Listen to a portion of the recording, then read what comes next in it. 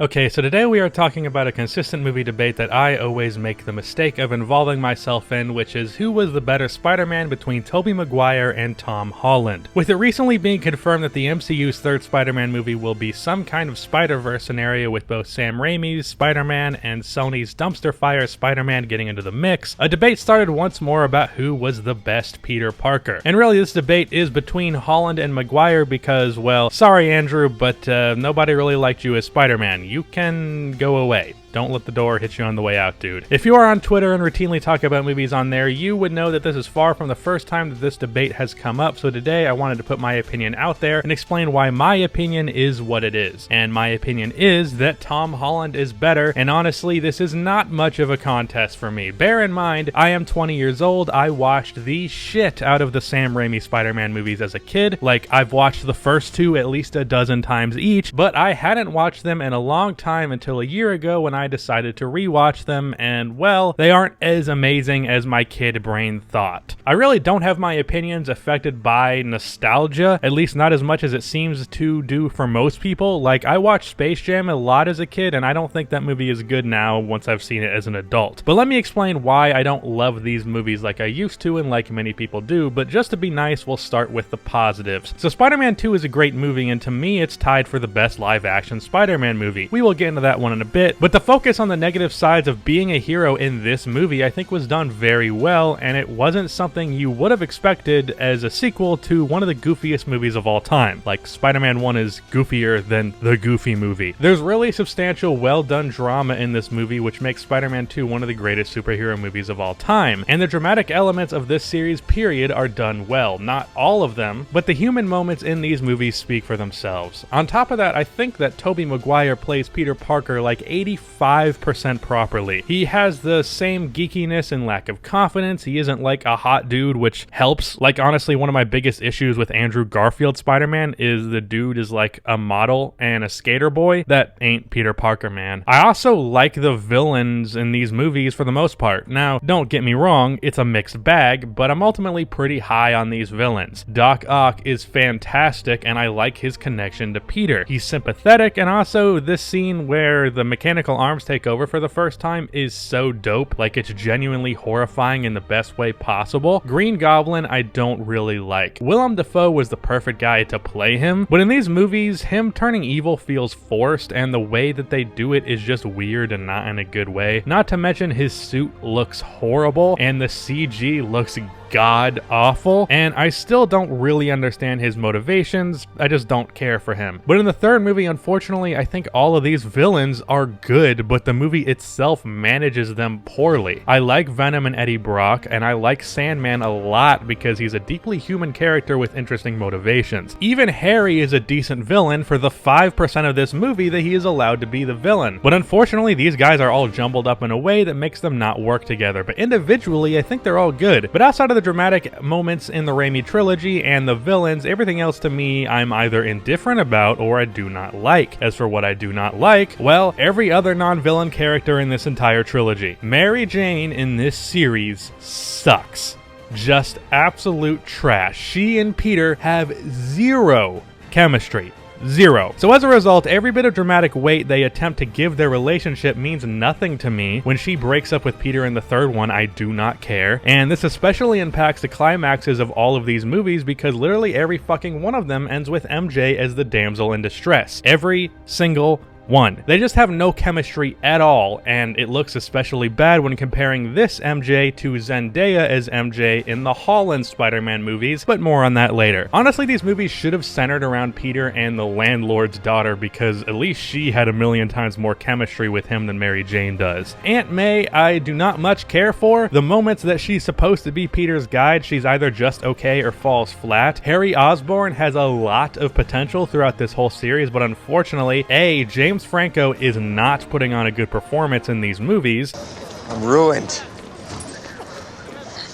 I have nothing left. except Spider-Man. But B, because of this amnesia arc in the third movie, his character is rendered relatively useless, and the emotional climax of realizing it was in fact his dad who killed himself and not Peter was delivered in the dumbest way with his fucking butler. Like, his character is wasted in these movies. Aunt May is not great, and MJ is trash. Of course, Uncle Ben is done very well, but he is only around for a bit because, well, I don't know if you knew this, but Uncle Ben dies. Sorry if I spoiled that for you. And to cap all of this off, I really do not like the campy elements of these movies. Now, I understand a lot of the cheesiness of these movies is intentional, but I don't like cheesy shit intentionally or not. If anything, I like it unintentionally because at least I can laugh at it knowing it was a mistake by the director, but this was on purpose. I know a lot of people like it, but it doesn't personally work for me, and that's why I'm lower on these movies than most. But now let's flip the script over to the Tom Holland Spider-Man movies. There are, of course, other moments with his character outside of these movies, but I think it's only fair to keep the focus on the standalone movies. These movies I like more as a baseline, but I don't think they have the dramatic heights of the Raimi movies. Let's start with Spider-Man Homecoming. This movie did something that I originally was annoyed by, but it was worth it in the end. Throughout this movie, Peter fails a lot as Spider-Man. In Spider-Man 2, they show Peter failing as Peter. In this one, they focus on Peter failing as Spider-Man, and while 2 achieved an emotional reaction much stronger than Homecoming, it is a similar feeling of just me feeling bad for the guy. I want to see him succeed. This movie also just skips the origin story, which I think was the right call. We all know Peter's origin, though a mention of Uncle Ben would have been nice. Also, Peter hasn't really had a best friend character in the past, but Ned is great. It gives Peter someone to bounce off of, and it also allows Peter to showcase his intelligence by comparison, which is yet another thing that I like in these movies. Holland's Peter has more opportunity to showcase his intelligence than Maguire does. Not saying it doesn't exist in the Raimi trilogy, but really those movies tell you about Peter's intelligence more than they show it. In the 2 Holland movies, they show it many times rather than telling you, which I like. That's a big part of Peter's character that is more or less disregarded in the Raimi movies. That's why I say Maguire is like 85% of what Peter should be. That 15% is missing in the intelligence department. Also, as for some of that dramatic stuff from the Raimi movies, this scene I think has similar weight to Peter being helped by a bunch of New Yorkers in the train car. You can feel for Peter so much here because he really feels like a scared kid. Like, his cries for help are hard to listen to.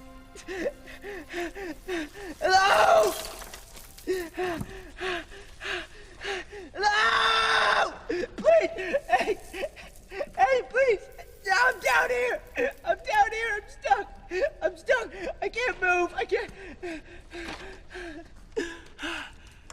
So when he makes it out, you really feel the weight of the moment. Also, I love the villain in this movie. I think Vulture is much better than every Raimi villain besides for Octavius. His motivations are clear, and his connection to Peter's love interest in this movie is done very well. But speaking of Peter's love interest in this one, let's get to what I don't like and what I'm indifferent to. I honestly don't remember this girl's name, and I don't care to look it up. Like, I just don't care. The chemistry isn't really there. Now, don't get me wrong, it's not nearly as bad as MJ in the Raimi movies, but it's not any better than okay. She's more of a plot device to connect Peter to the villain over anything else, which I think is fine, but it would have been nice if she had more depth. Also, Aunt May in these movies, obviously younger here, basically has no real role in any of these movies. She's given very little screen time, and overall, the textbook Spider-Man character beats are missing in these movies. Aunt May doesn't matter, Uncle Ben doesn't exist, Harry Osborn doesn't exist, so there is that. Now let's talk about something that turns off a lot of Spider-Man fans about these movies, and that is his connection to the MCU and specifically Iron Man. And by the way, I'm referring to this relationship from Peter's perspective, not Tony's, because I think we could all agree that this connection was great for Tony's character. But to many people, Holland's Spider-Man is kind of like babysat in these movies by Stark, but I kind of disagree. Now, I understand the complaint, but it doesn't bother me when it's there, and if anything, I feel like this is something Peter has to overcome, not something propping him up. Tony keeps stopping Peter from being Spider-Man, and Peter rebels against this. Tony tries to put him in a box, but Peter just refuses. Eventually, he gets his suit taken away, and Tony gives him a great lesson here in the absence of Uncle Ben. I'm nothing without this suit. If you're nothing without this suit, then you shouldn't have it. It's not exactly with great power comes great responsibility, but it's pretty good. And Peter proves himself wrong because he isn't nothing without this suit. He takes down Vulture in sweatpants. All I can do in sweatpants is make these shitty videos and cry. And his triumph after failure after failure after failure in this movie is very satisfying. And I think him proving Tony wrong and really earning his keep makes up for the parts of this movie where it feels like Peter is being held back or babysat. But what I really like about this movie most is how small scale it feels in comparison to the rest of the MCU. Just about every threat feels like the end of the world in damn near every movie in the Marvel Cinematic Universe, but here if Peter fails, it's not the end of the world. But at the same time, they do a great job of making it feel like it is because of how much Peter cares about getting things right. It's not as large scale, but it still has an equal amount of dramatic weight. But what's great is this isn't even the best movie of the two, because Far From Home to me is just as good as Spider-Man 2. I'd consider Homecoming a bit better than Spider-Man 1, but no way does it eclipse 2. But Far From Home is one of my 5 favorite MCU movies, and if you didn't know, I really love the MCU. As for why, well, two main things. Peter and MJ are really good in this movie, and no, that isn't just me simping over Zendaya, though I'm sure that hasn't hurt my opinion. These two may have met in math class, but they have chemistry. And the second reason is Jake Gyllenhaal as Mysterio is fucking awesome. This guy is so charismatic, his motivations are clear, and they're directly connected to Peter because of Peter's connection to Tony. The reinterpretation of his powers with projecting drones is both creative to keep it grounded, but also a really cool thing for Peter to fight because it requires his intelligence. For the people that say Peter's suit designed by Stark just takes control, really in both of these movies, it's mostly used for either comic relief or someone for Peter to talk to. Rarely does it actually really help him. How much it improves his actual work as Spider-Man is not as big as I think some people act like it is. In this final battle versus Mysterio, he has to use his intelligence and pretty much that alone. His suit is just his suit. Not to mention, Peter made his own that he uses in this final fight, so there is that. Quentin Beck is just great with how likable he is just for him to turn evil. It's written so well, and Jake performs it so well that it makes me feel betrayed when it happened. Like I knew it was gonna happen. Obviously, this movie wasn't gonna be about these corny-ass elementals things. That's like some Phase 1 or DC bullshit. But at the same time, the switch still hurt even if I knew it was coming. And Holland's pursuit of MJ in this movie is just cute, okay? You can't argue with that. This movie, while being very different from a traditional Spider-Man movie, really gives me everything I want in a Spider-Man movie. Good character moments for both Peter and Spider-Man, as well as a fantastic villain. So if I'm giving each of these 5 movies on the table a ranking out of 10, Spider-Man 1 gets a 6.5 out of 10, Spider-Man 2 gets an 8 out of 10, Spider-Man 3 gets a 4 out of 10, Spider-Man Homecoming gets a 7 out of 10, and Far From Home gets an 8 out of 10. And if we look at the average for these 3 movies versus the 2, my average rating of the Raimi trilogy is a 6.5 out of 10, the Holland movies get a 7.5 out of 10. So I gotta give the movies to Holland. I think the Raimi trilogy has higher highs than the MCU movies, but the lowest lows by a country mile. But that's just the movies themselves. With there being many factors outside of the characters themselves that affect the quality of the movies, you can have the perfect Spider-Man, but not the perfect Spider-Man movie. So how do these two actors stack up playing the character individually? Well, to me and to most people, this character is split up into 2 sections, Spider-Man and Peter Parker. Now, pretty much every superhero has an alter ego between the hero and the person behind the mask, but I feel like the separation is no more distinct or important than with Spider-Man, because Spider-Man and Peter are 2 very different personalities. Peter is more meek and nerdy and lacking in confidence. He's awkward but also very intelligent, whereas Spider-Man is more confident and very quippy, making jokes as he fights his enemies, and the one overlap is that he uses his smarts in his fights. Spider-Man is strong and quick, but he can't take a bunch of hits. It's not like he's just a beefcake, so he can't walk into a dangerous circumstance and expect it to just work out by default like he's Thor or something. So how do these guys portray the 2 halves? Well, as Peter Parker, I I do think it's pretty close. Both have the emotional elements, but in different ways. As I said earlier, both of these characters struggled, but in different ways. Peter in the Raimi movie struggles to manage being Spider-Man and having a normal life. He is failing in school and his relationships are falling apart because of Spider-Man. For Holland's Peter Parker, his life in general is fine. His only real conflict is Peter just trying to hide himself being Spider-Man, as well as his romantic pursuits. The struggle of Peter in the Raimi trilogy is definitely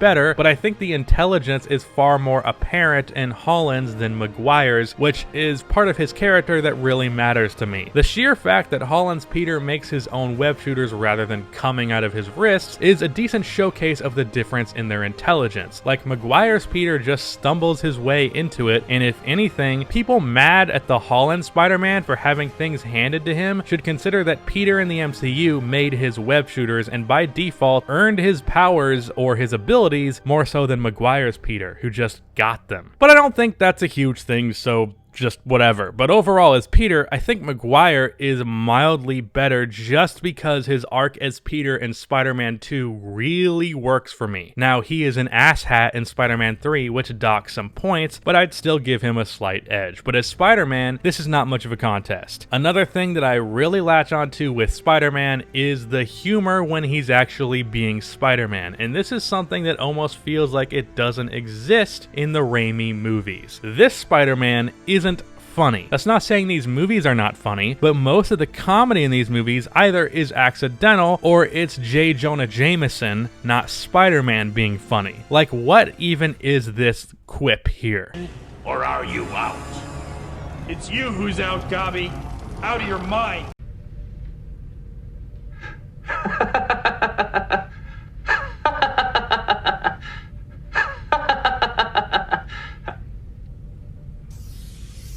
Maguire's Spider-Man just isn't funny, and that can really bog down the tone of these movies, and it hurts the characters. It makes Spider-Man darker than I'd like him to be. Holland, on the other hand, is really funny. In fact, both Spider-Man movies are some of the funniest movies in the MCU.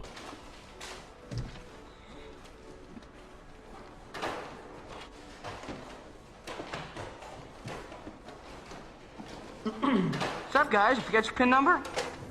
Whoa, you're the Avengers! What are you guys doing here? Thor, Hulk. Good to finally meet you guys. Oh, you'd be more handsome in person.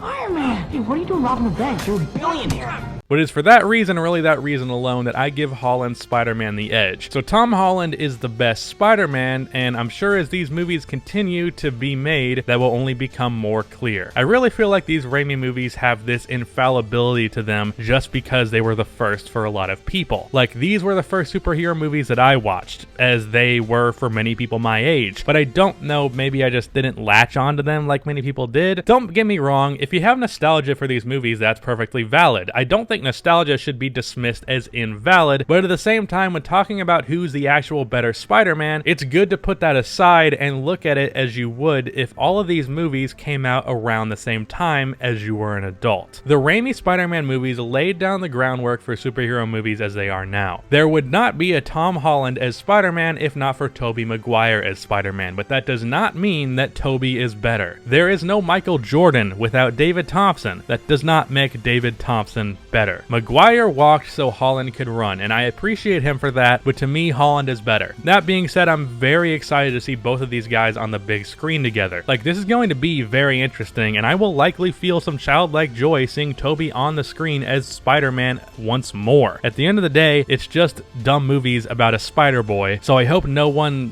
acts like this debate is worth getting genuinely angry, as it appears to be for many. Like, take a chill pill, guys. But really, the best Peter Parker actor is Jake Johnson, or this guy, so none of this really matters.